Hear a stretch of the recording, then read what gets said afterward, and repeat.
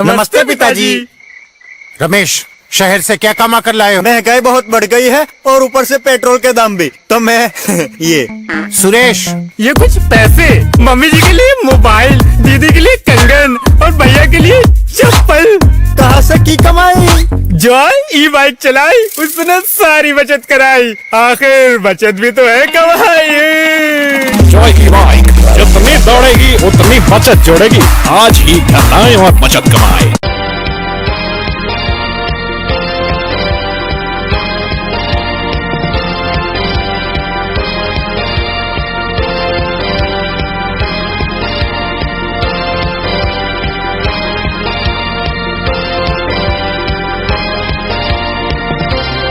नमस्कार, मैं हूं संजय सरवरी और आप देख रहे हैं लकी डीसी न्यूज। तो खबरों की शुरुआत करने से पहले आइए एक नजर डालते हैं दिन भर की खास खबरों पर। ट्रक बाइक की भिड़ंत, एक की मौत।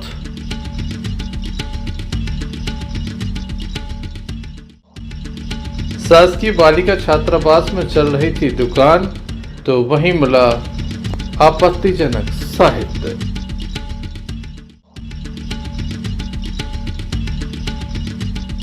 अवैध शराब से ग्राम के लोग परेशान।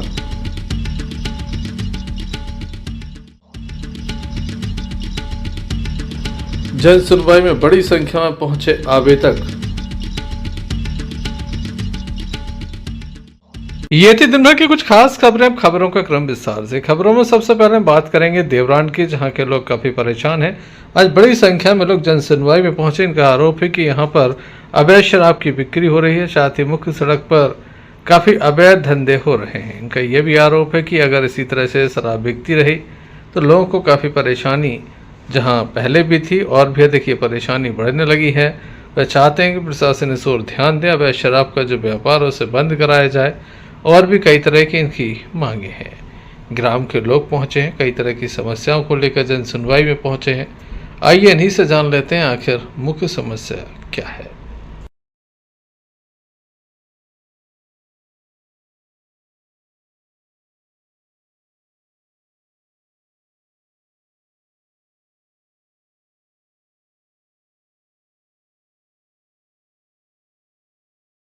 आपका कहाँ से आए हो?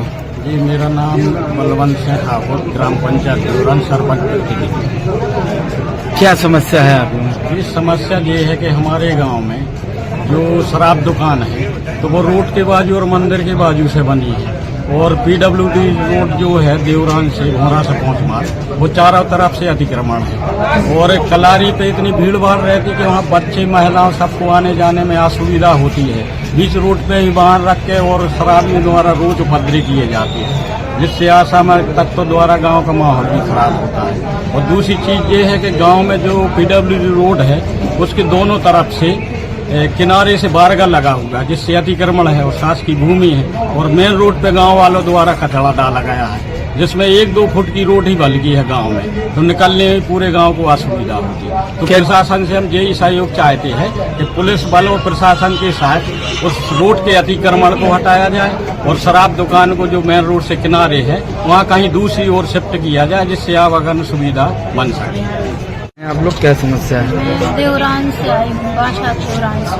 हम तो हमारे भारतीय जनता चेतना पार्टी से क्रांति सचिव। मेरा मानना है कि कहना है कि जो शराब की दुकान खुली हुई है देवरान में, उससे अर्थव्यवस्था बहुत ज़्यादा खराब हो रही है। कोई भी महिला निकलने के लिए शाम से बिल्कुल बहुत ज़्यादा परेशान रहती है। और बच्चे जैसी दुकान खुली है, मंदिर भी उसी के सामने है, ना कोई आ जा सकता है शाम से मंदिर, ना कोई दुकान जाने के लिए भी परेशान रहता है। इससे हमारा कहना है कि वो दुकान वहाँ से हटवा के कहीं आउट रोड पे रखवाई जाए। दमोह जिले में अवैध शराब का जो व्यवसाय वो फल फूल रहा है, इस पर अंकुश नहीं है। Sanjay Sarwariya, lucky DC news, Damoh. Bandhakpur में एक धर्मशाला है जहां पर संत गाडगेजी महाराज की संगमरमर की प्रतिमा लगाई जानी है, जिसको लेकर समाज के लोगों के द्वारा दमोह कलेक्टर सुधीर कुमार कोचर से मुलाकात की और उन्हें बताया गया कि वह एक प्रतिमा स्थापित करना चाहते हैं। इसको लेकर अनुमति भी चाहते हैं, साथ ही इंतज़ाम भी चाहते हैं। दमोह कलेक्टर सुधीर कुमार कोचर के द्वारा उनसे यथासंभव तमाम तरह की मदद करने का आश्वासन दिया। और उनकी जो प्रमुख व्यवस्था है उस संबंध में उनके द्वारा विस्तार से जाना भी गया। क्या कहते हैं समाज के लोग, आइए सुनते हैं।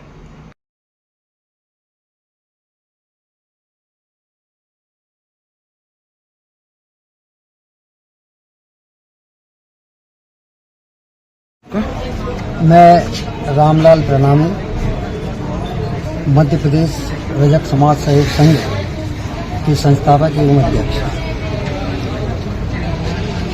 आज हम श्रीमान कलेक्टर महोदय जी के यहाँ एक ज्ञापन देने आए हैं, जिस ज्ञापन में हमने उनसे कहा है कि श्री जागेश्वर धाम बांधकपुर में 1967 से रजक समाज की धर्मशाला निर्मित है, जो जर्जर स्थिति में है और गिरने की स्थिति में है। हम लोग चाह रहे धर्मशाला प्रांगण में राष्ट्रीय संत शिरोमणि श्री गाडगे जी महाराज शिक्षा के जनक हैं, स्वच्छता का अभियान चलाने वाले, उनकी मूर्ति स्थापना 5 मई को धर्मशाला प्रांगण में कर रहे हैं, जिसकी सूचना देने हम कलेक्टर महोदय और विभिन्न कार्यालयों में सूचना दे रहे हैं। वहाँ पर चूंकि धर्मशाला की चारों बगल अतिक्रमण है, अवैध अतिक्रमण है, उस ज्ञापन में ये भी हमने कहा है कि अतिक्रमण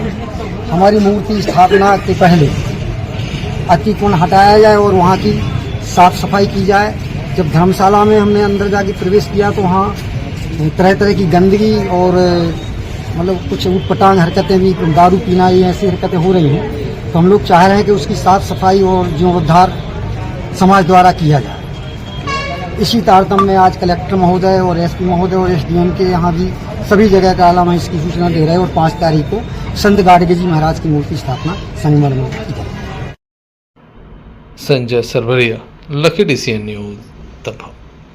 दमोह जिले की पटेरा तहसील में है नमर मुंडा, जहाँ के लोग काफ़ी परेशान हैं। इनका कहना है कि अनाप शनाप बिल थमा दिए गए हैं। ये पिछले अनेक वर्षों से लगातार कनेक्शन लिए हुए हैं, बावजूद इसके इनके जो हाउस पावर में बढ़ोतरी कर दी गई है मोटर के, जिसके चलते अनाप शनाप बिल आ रहे हैं। बताया जाता है 11,000 से ऊपर इनका बिल आया है, जिसके चलते इन्हें काफ़ी परेशानी है और बिल पर काफ़ी आपत्ति भी है। इनका आरोप है कि पैसा नहीं दिया तो उन्हें अब परेशान किया जा रहा है। किस तरह से ग्राम के लोग परेशान हैं, आइए सुनते हैं।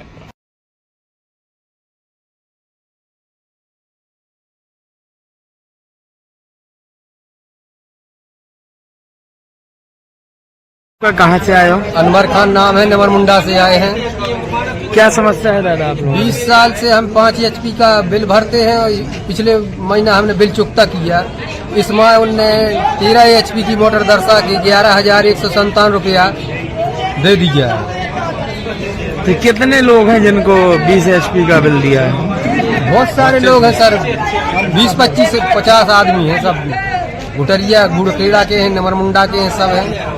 जो लोग चेक करने गए थे वो रिश्वत मांग रहे थे, उनको भी कुछ नहीं दिया तो बिल अपने मन से लिख दिया और जिसने दिया है उसका सही आया।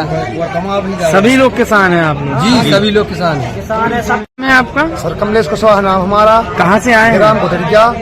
सर हमारी जो कछवाड़ा है तो 5 की मोटर डाल रखी सर, वो 15, 20, 10 की 12 की 20 HP की मोटर बता रखी है और सर बिल भी फालतू दे रखा। सर जो 1800 बिल आता था, जो 18,000 बिल आ रहा सर, यही बात है। आप लोग किसानी करते हैं? हाँ जी सर, किसानी करते हैं, कछवाड़ा करते हैं, सब्जी लगाते सर। कितने एच पावर की मोटर आप लोग लगाए हैं? 5 HP की है और 10 HP लिख रखी, 10 का बिल दे दिया सर। ऐसा क्यों सर? पता नहीं ऐसा क्या, हमारे दुश्मनी कर रहा है। और जिसने सर पैसे रिश्वत दे दिया तो उनके सर जो 5 की तो 5 ही की है। क्या आप लोगों ने रिश्वत नहीं दी? हमने रिश्वत नहीं दी, हमसे 5,000 रुपए मांगे थे तो हमने सर 5,000 नहीं दिए तो हमारे साथ ही कर दिया। किसने मांगे थे? सर जो मानवेंद मिस्त्री है उसने मांगे थे 5,000। MPV का कर्मचारी है? हाँ जी सर। सर हर मोटर वाले से 5,000 रुपए मांगे, सर रिश्वत नहीं दी हमने। तो जिनने रिश्वत दी सर तो उनकी 5 HP की 5 HP है, जिनने नहीं दी सर रिश्वत तो उनकी कोई की 20, कोई की 18, कोई की 19, समाई 10 है सर। क्या चाहते हैं अब आप लोग? सर हम तो ये चाहते हैं कि हमारा जो सही जितने की मोटर है उतने का बिल हमको चाहिए, हम बिल नहीं भरेंगे। देखने लायक होगा वरिष्ठ अधिकारी कब तक ध्यान देते हैं। Sanjay Sarwariya, lucky DC Asian news Damoh. ग्राम सहजपुर से महिलाएं दमोह पहुंची, जिनका ये आरोप है कि उनके मकान को जमींदोज कर दिया है। उनकी गृहस्थी का सामान खुले आसमान के नीचे पड़ा हुआ है। उनको तो जैसे भगवान ही मालिक है। सिर छुपाने के लिए छत नहीं है।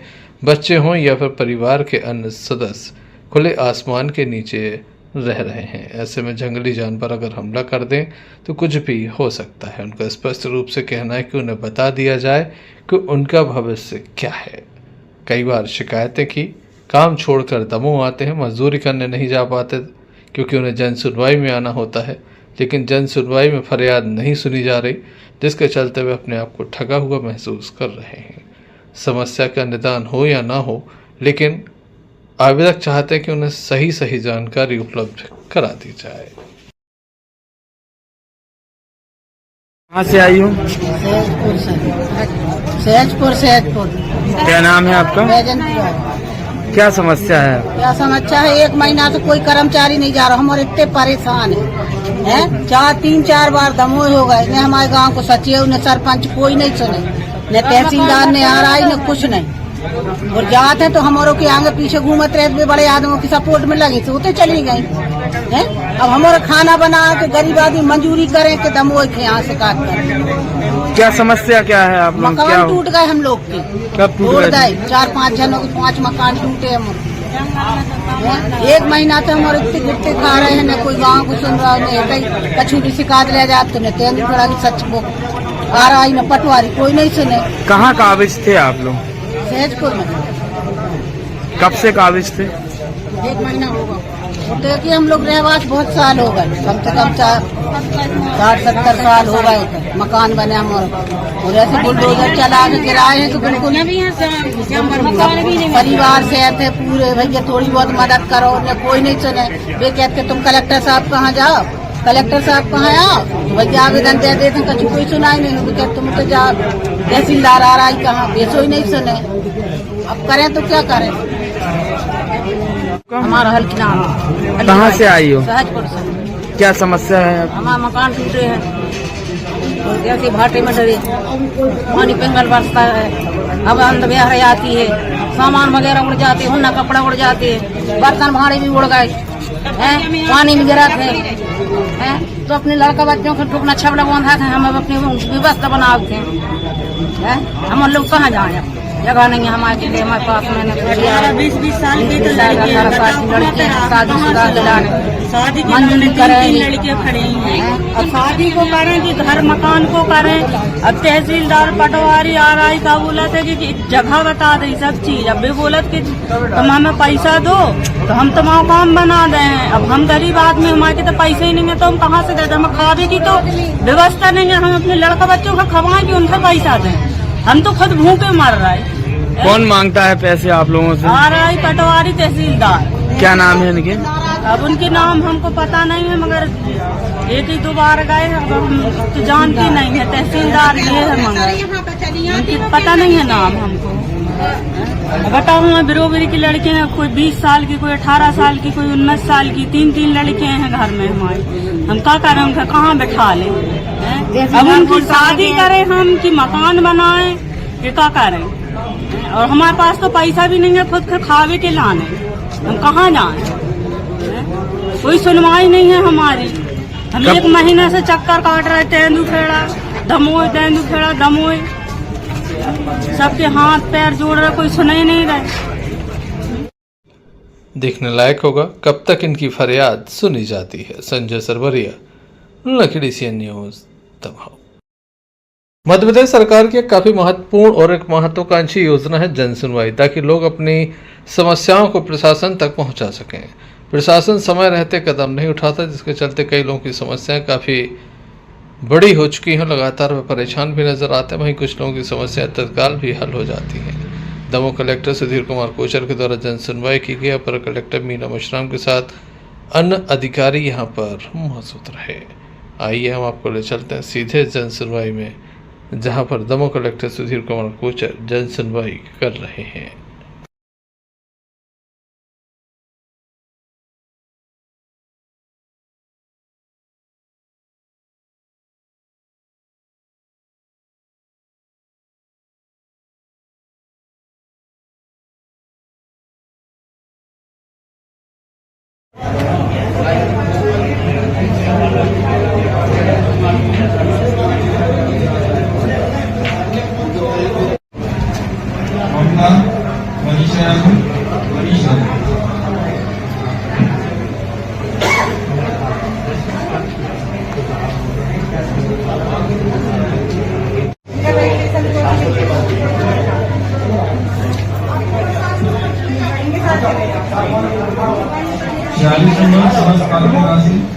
रामचरण पटेल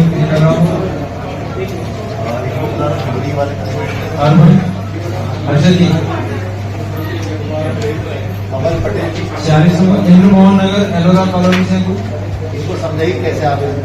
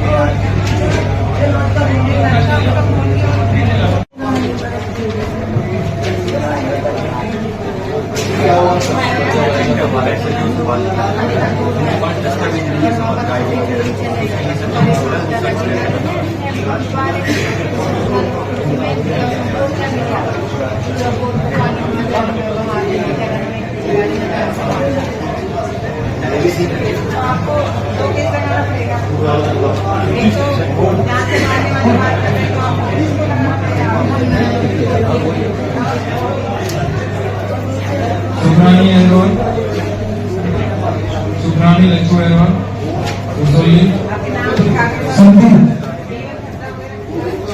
सुरेंद्र सिंह राजपूत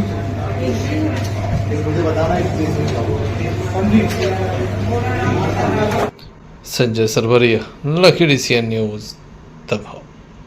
दमोह बानकपुर मार्ग पर आनू फाटक के समीप तेज रफ्तार एक ट्रक जा रहा था। पीछे से बाइक सवार भी था।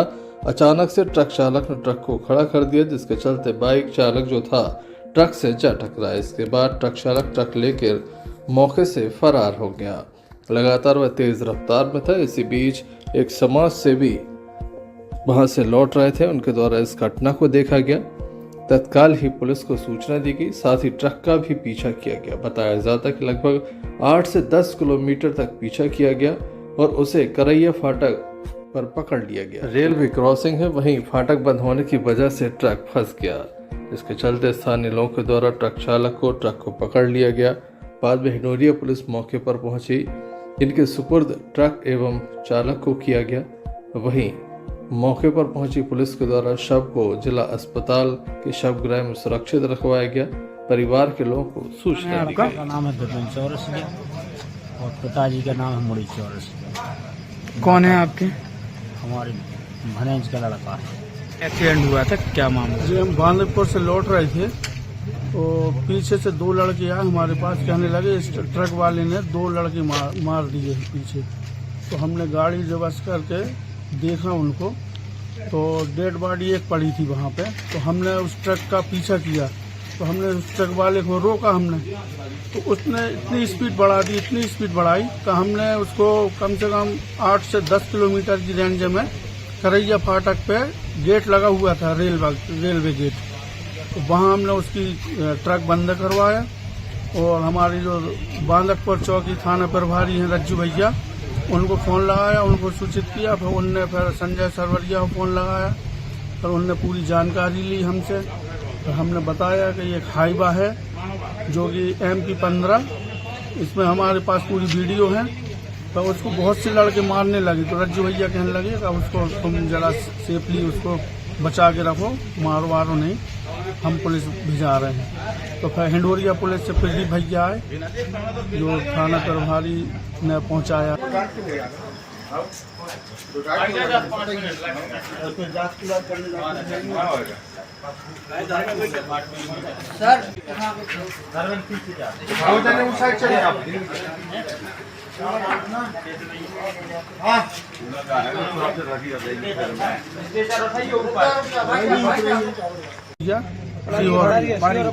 सीहोरा पड़रिया के हैं ये लोग, ये उनके परिजन लोग आ गए हैं और रात के 12 बज गए हैं। अब जो भी होगा अब सुबह होगा। घटना कहाँ की है? ये आनू फाटक के आगे की है, थोड़ी आगे। आप वहाँ कहाँ जा रहे थे? हम बांधवपुर से चौरसिया और पिताजी का नाम है मुड़ी चौरसिया। कौन है आपके? हमारे भनेज का लड़का है।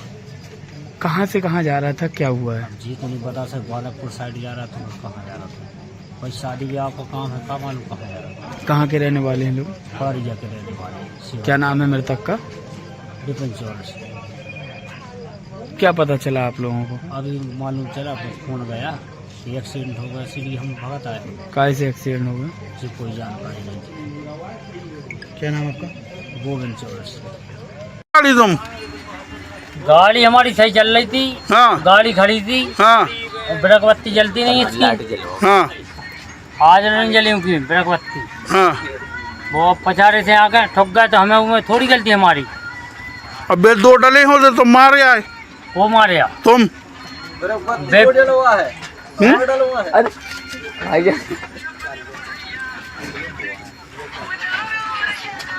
गाड़ी कौन सी है? हिंडोरिया थाना प्रभारी धर्मेंद्र गुर्जर का कहना है कि संपूर्ण मामले में जांच जारी है। आज शव का पोस्टमार्टम कराकर शव परिजनों को सौंपा जाएगा। वहीं वाहन चालक के विरुद्ध कार्रवाई जारी है। Sanjay Sarwariya, lucky D CN news, Damoh जिले के ग्राम टोरी स्थित कस्तूरबा गांधी छात्रावास में राज्य बाल आयोग की 2 सदस्यीय टीम ने औचक निरीक्षण किया, जिसमें कई चौंकाने वाले खुलासे हुए। निरीक्षण के दौरान छात्रावास में देश विरोधी तथा धर्म विरोधी गतिविधियों के संकेत भी मिले, जिसने प्रशासन की कार्यशैली पर भी सवाल खड़े कर दिए हैं। राज्य बाल आयोग के सदस्य ओमकार सिंह एवं डॉक्टर निवेदिता शर्मा, बाल कल्याण समिति दमोह के अध्यक्ष दीपक तिवारी के नेतृत्व में टीम पहुंची। छात्रावास का गहन निरीक्षण किया गया। इस दौरान छात्राओं ने बताया कि उन्हें पूजा पाठ करने नहीं दिया जाता। हालांकि यहां पर एक दुकान संचालित हो रही थी जिसमें टोस, इसके अलावा कई तरह के खाद्य पदार्थ यहां पर थे। लेकिन आपको जानकर हैरानी होगी कि यहां सब कुछ मिला, वह भी एक्सपायर। वही बड़ी संख्या में बीड़ी आदि भी यहां पर जली हुई पाई गई हैं। ऐसा लगता है कि यहाँ पर कुछ बड़ा गड़बड़झाला चल रहा था। जो पुस्तकें मिली हैं वह भी काफ़ी विवादित मिली हैं। छात्राओं का आरोप है कि वार्डन उन्हें कुछ भी नहीं करने देती हैं, उल्टा उन्हें डांट कर रखती हैं कि कोई भी पूजा पाठ यहाँ पर नहीं करना, देवी देवताओं के फोटो लगाना। ये कोई प्राइवेट छात्रावास नहीं है, शासकीय छात्रावास है जहाँ पर सब कुछ गड़बड़झाला चल रहा है। हम आपको बता दें कि अधिकारी क्या निरीक्षण करते होंगे, इस बात से स्पष्ट है कि यहाँ पर अधिकारियों ने निरीक्षण के नाम पर केवल कागजी घोड़े दौड़ाए हैं। वहीं यहाँ पर कई तरह के ये भी सवाल होते हैं कि आखिर गैर जिम्मेदार व्यक्तियों के हाथों में जब ये छात्रावास है तो छात्राओं का भविष्य क्या हो सकता है। यहाँ जो पुस्तकें मिली उस संबंध में क्या कहना है चौकीदार का, आइए सुनिए। ये सब रस मोहिनी ले वही एक रसना के भेद, चाहे वेद शास्त्र पुराण गीता भागवत आदि हो अथवा आसमानी किताबें तौरात जबूर इंजिल कुरान आदि हो, इन सबका सार तत्व रस ब्रह्म आत्मा पान करती हैं, क्योंकि इनमें हक रसना परमात्मा की जुबान का रस ब्रह्म ज्ञान के रूप में नहीं है। बहुत बढ़िया दद्दू, बहुत बढ़िया। अपने पोती पोता को पढ़ाई है? पोती पोता पढ़ते हैं? क्या नाम है पोती पोता? तो नहीं है, तो बच्चे।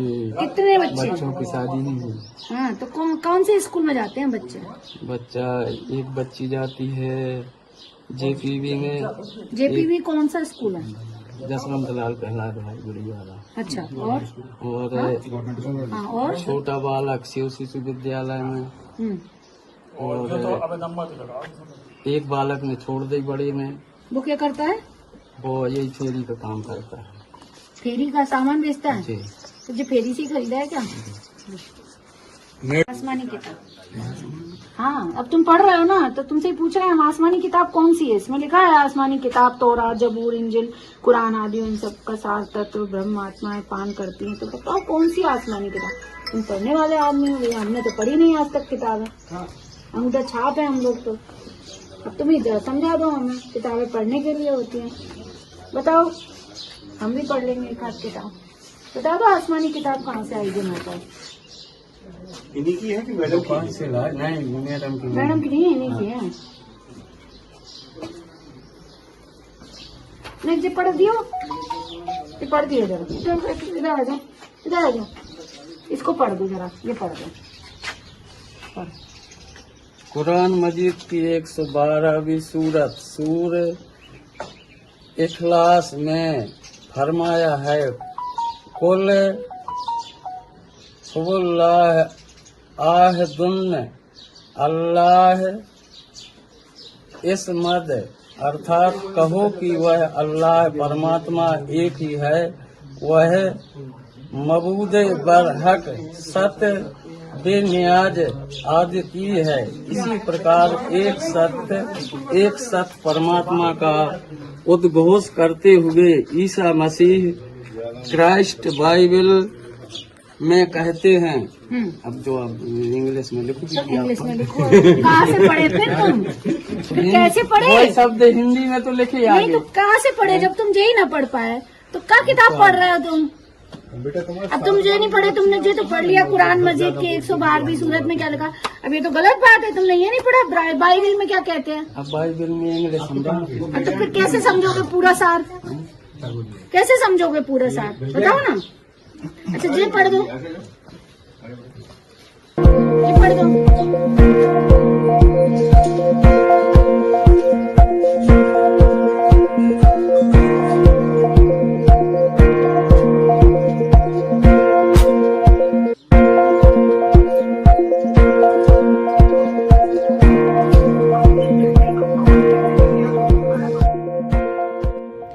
इस संबंध में राज्यपाल आयोग के सदस्य ओमकार सिंह एवं डॉक्टर निवेदिता शर्मा से चर्चा की।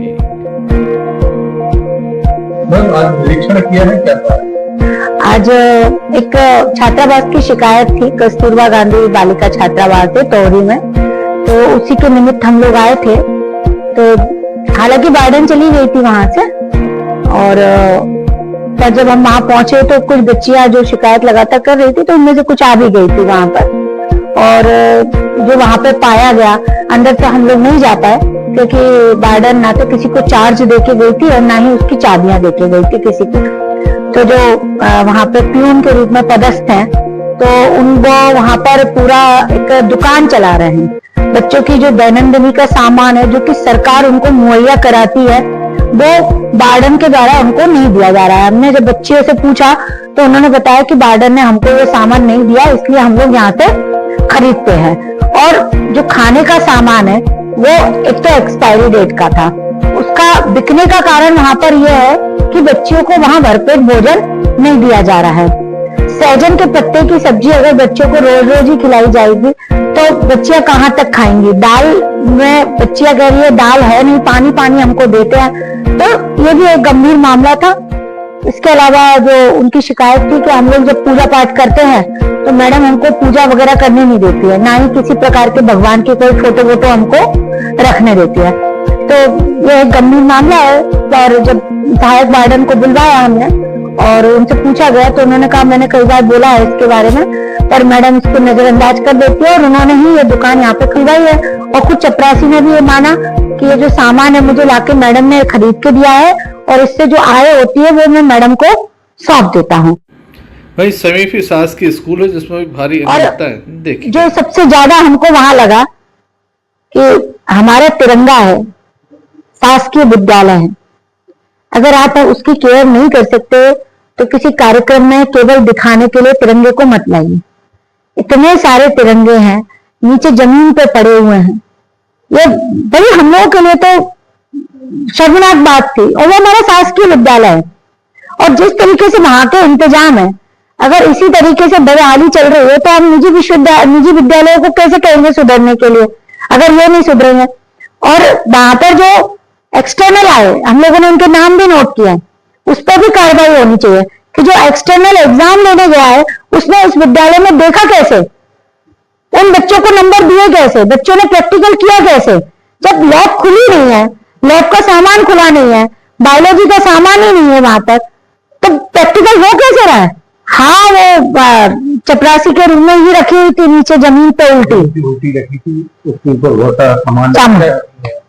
अब ये शासन का अगर हम तो कह ही रहे ना कि भाई भारत विरोधी चीजें कैसे चल सकती है ना, हम अपना सम्मान नहीं कर सकते तो फिर किससे कहेंगे हम भारत माता का सम्मान करने के लिए, किससे कहेंगे हम तिरंगे का सम्मान करने के लिए? तो ये थोड़ी सोचने वाली बात है, देखना चाहिए।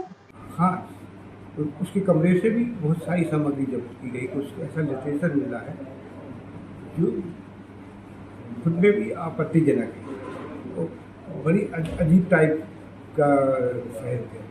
वो पढ़ने से ऐसा लगता है जैसे कोई मुस्लिम धर्म के बारे में लिखा हो, फिर लगता है कोई बौद्धिस्ट जो साहित्य है उससे रिलेटेड हो, बाइबल से, हाँ, और बाइबल से भी ऐसा रिलेटेड है।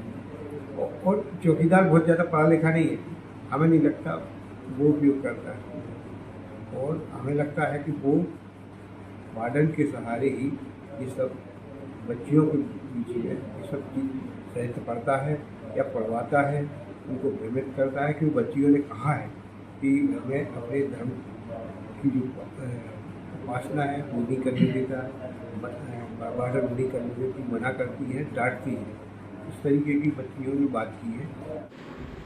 राज्यपाल आयोग के सदस्य जब दमोह पहुंचे और इस संबंध में जब उनके द्वारा अनियमितताओं के आरोप लगाए गए तो इस संबंध में दमोह कलेक्टर सुधीर कुमार कोचर से चर्चा की, तो उनका कहना है कि प्रतिवेदन प्राप्त होने के बाद आगे कार्रवाई की जाएगी। सामने जहाँ बाल आयोग की टीम गई थी और काफी आपत्तिजनक जहाँ साहित्य पाया गया, तो वहीं वो एक दुकान भी संचालित थी, क्या करो? अगेन मैं यही कहूँगा कि मानवाधिकार आयोग की टीम यहाँ पर आई थी, वो गई है। अब वो जो उन्होंने जांच की है, जो पाया है, उसका एक बार प्रतिवेदन आ जाए, उसके बाद हम आगे की स्टेप ले पाएंगे। आयोग की अनुशंसाओं के आधार पर फिर आगे की कार्रवाई करेंगे। Sanjay Sarwariya, lucky D CN news, Damoh. संविदा स्वास्थ्य कर्मचारी संघ की लगातार हड़ताल चल रही थी। 22 तारीख से हड़ताल पर थे। 28 तारीख को प्रदेश के उप मुख्यमंत्री से इनकी चर्चा हुई और उसके बाद लिखित आश्वासन इन्हें मिला है और उनके द्वारा अपनी हड़ताल को खत्म कर दिया गया है। हड़ताल में सभी साथियों के द्वारा जो सहयोग दिया गया उसके लिए सभी का आभार भी इनके द्वारा जताया गया है। किस तरह से इनके द्वारा अपनी खुशी जाहिर की गई, आइए देखते हैं। संविदा एकता, हम सब भारत माता की, भारत माता की, भारत माता की। इसके साथ ही सभी साथियों का बहुत सभी का आभार व्यक्त करता हूं, हमारे सभी मीडिया बंधु का, हमारे एक एनएचएम साथी का, और इस पंडाल को लगाने वाले, इसको उठाने वाले और वो सभी हमारे अधिकारीगण जिन्होंने हमें सपोर्ट किया है। हम संविदा कर्मचारी निरंतर 22 तारीख से अपनी 8 सूत्री मांगों को लेकर यहाँ पंडाल में बैठे थे। कल 28 तारीख को हमारे उप मुख्यमंत्री, हमारी एमडी मैडम के द्वारा हमारी सभी मांगों को न्योचित मांगते हुए उनको पूरा करने का उनको आश्वासन दिया है। और साथ में आप सबको बताना चाहते हैं कि उनने यह भी आश्वासन दिया है कि हमारे जो साथी 22 तारीख से हड़ताल पे थे उन सभी को उनका हड़ताल का भी वेतन दिया जाएगा। ये हमारी सबसे बड़ी जीत है और हमारे साथियों को पुनः हम बधाई देते हैं कि हम जिस उद्देश्य से, जिस मांगों को लेकर हड़ताल पर बैठे थे वो अति शीघ्र पूर्ण होगी। सभी को पुनः बधाई, शुभकामनाएं, धन्यवाद। हमारी संघ द्वारा 22 अप्रैल से अनिश्चितकालीन हड़ताल निरंतर चालू थी। कल स्वास्थ्य मंत्री, उप मुख्यमंत्री श्री राजेंद्र शुक्ल जी की अध्यक्षता में एक बहुत अच्छी वार्ता मिशन संचालक की उपस्थिति में हुई। इसमें हम सभी संघ की तरफ से जो मांगें थी उन सभी मांगों पर सहमति बन चुकी है।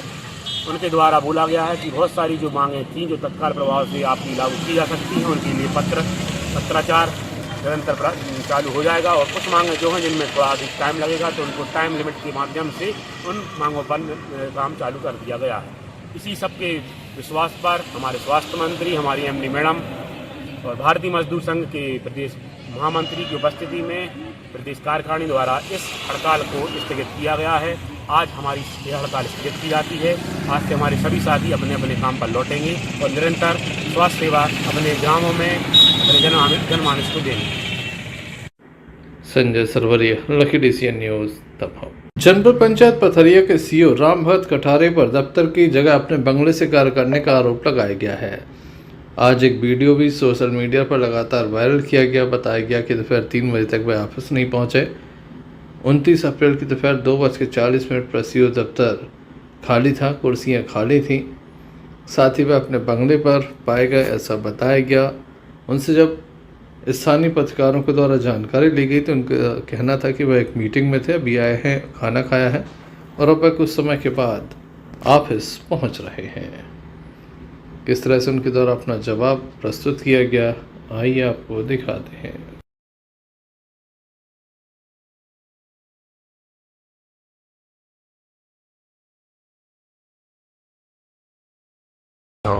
कार्यालय कब पहुंच?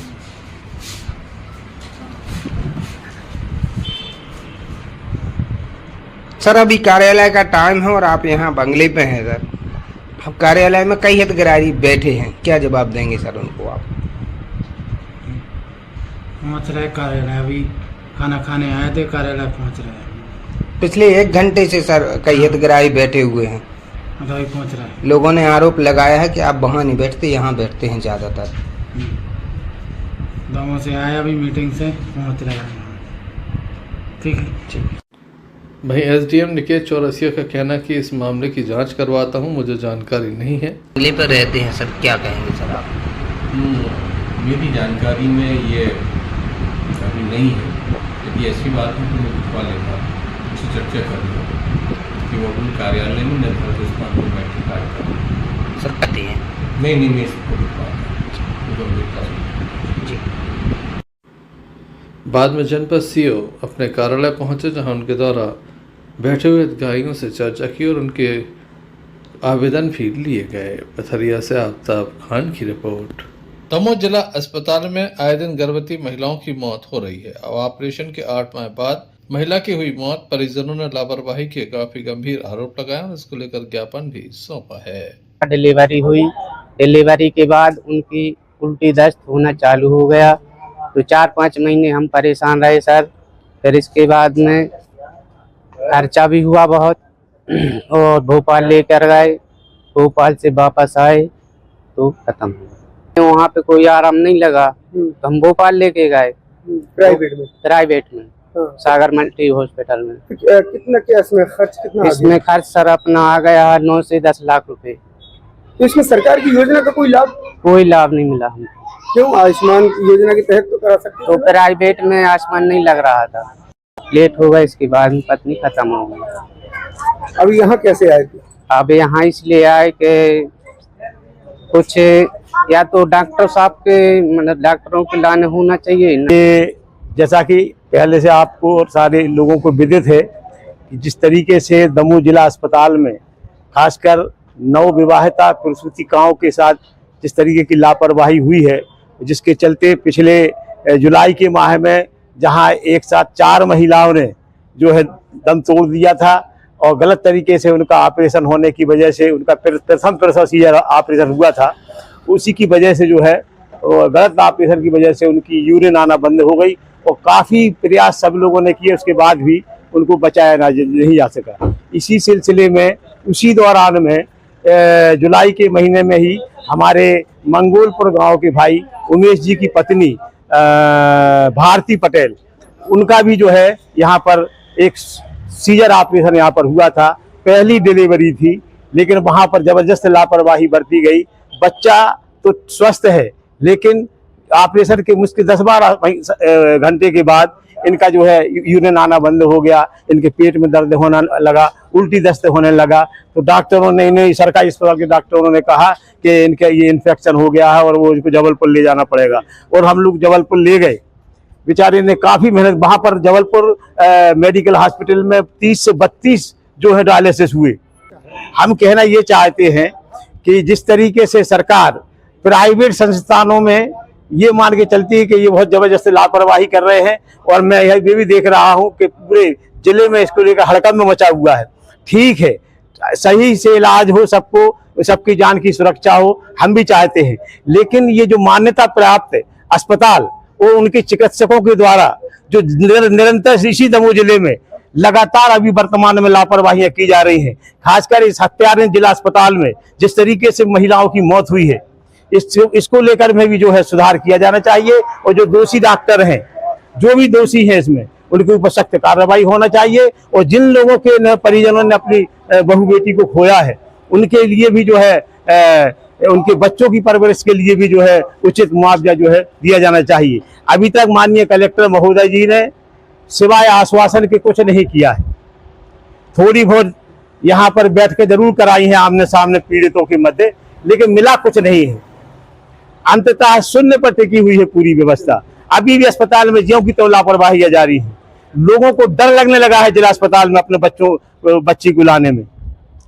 तो मैं आज ये ज्ञापन देने कलेक्टर साहब को आया। आज फिर कलेक्टर साहब ने आश्वासन ही दिया और कहा कि हम इसकी समीक्षा करेंगे, फिर से इनको जो है उमेश जी को बुलाएंगे।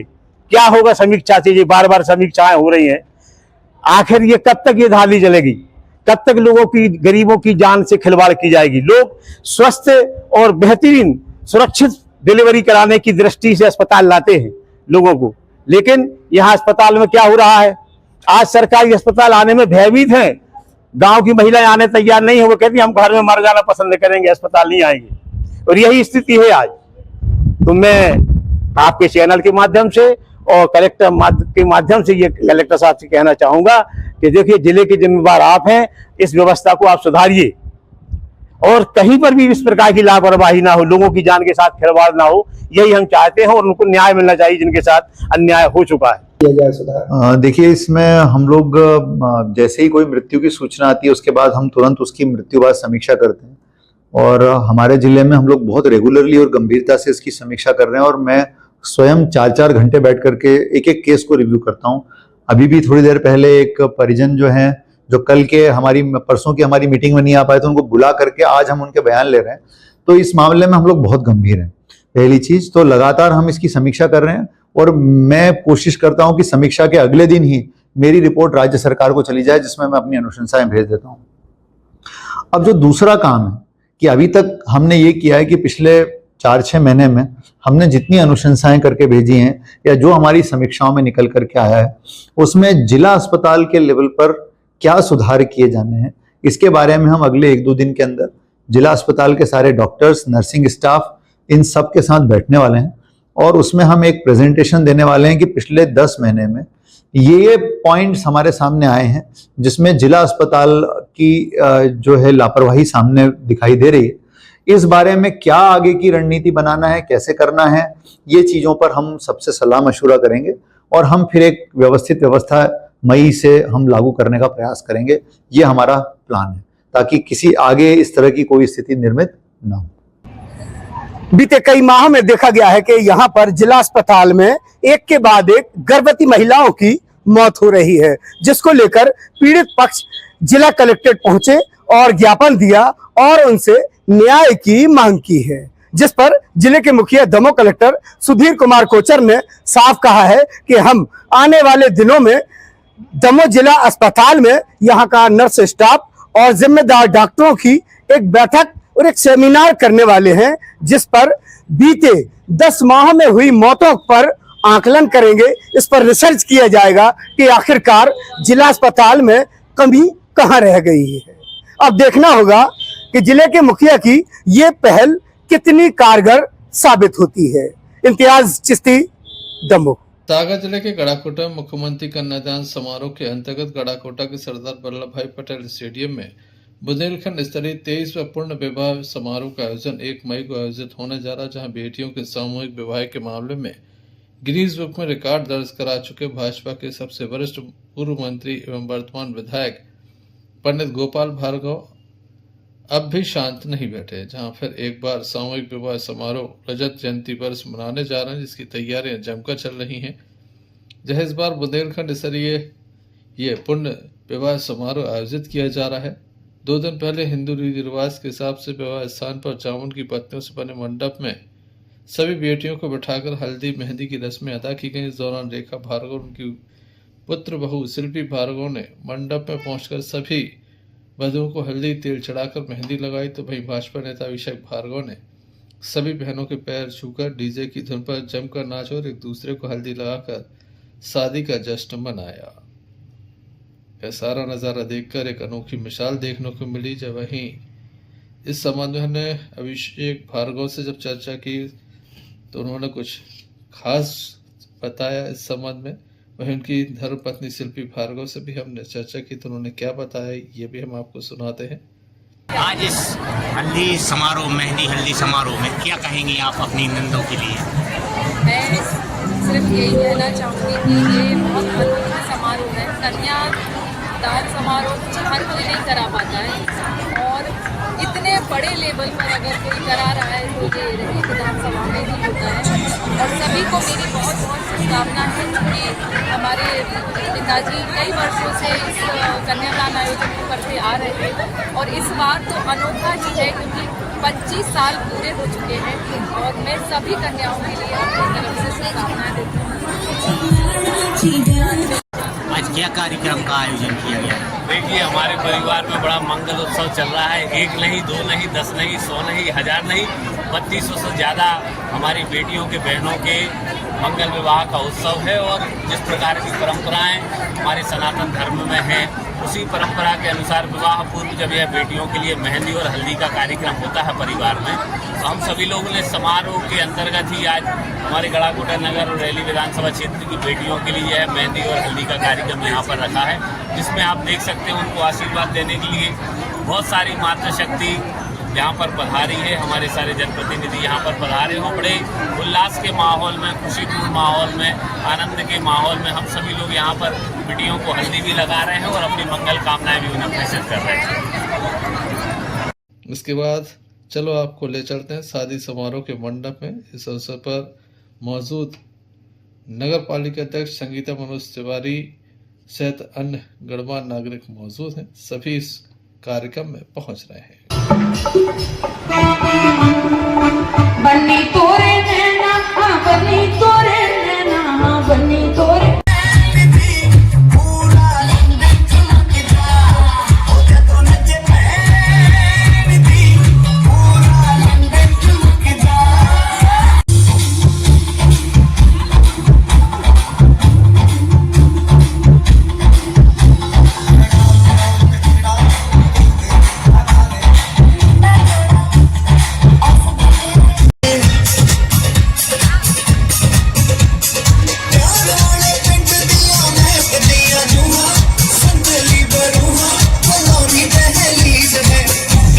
गढ़ाकोटा से यूनिस खान की रिपोर्ट। चलते एक नजर मुख्य समाचारों पर फिर से। ट्रक बाइक की भिड़ंत, एक की मौत।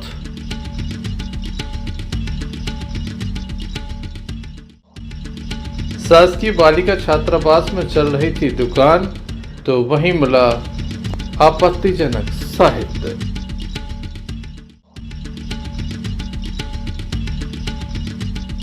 अवैध शराब से ग्राम के लोग परेशान।